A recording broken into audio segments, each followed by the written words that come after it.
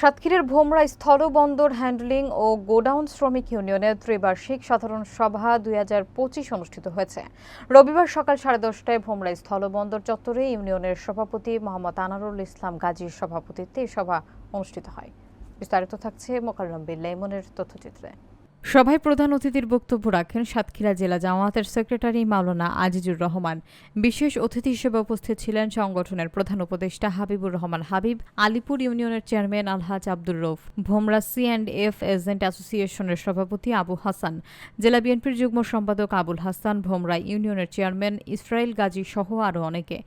সভায় বিগত হিসাব বিবরণীতে 4,56,000 টাকার ছেঁড়া নোট এবং গরমিল তুলে ধরায় সাধারণ সদস্যদের মধ্যে ক্ষোভের সৃষ্টি হয়েছে। তারা এর সুষ্ঠু তদন্ত এবং ব্যাখ্যার দাবি জানান। অনুষ্ঠানটি সঞ্চালনা করেন শ্রমিক কল্যাণ ফেডারেশনের নেতা মোহাম্মদ লুৎফর রহমান। কার্যবিরোধী পাঠও অনুমোদন, এটা একটা খুব গুরুত্বপূর্ণ।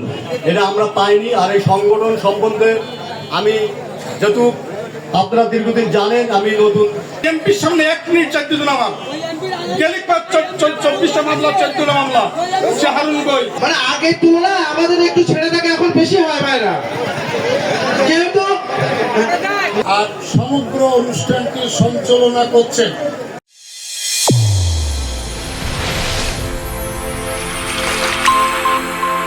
চ্যানেল A1 হৃদয়ের স্পন্দন।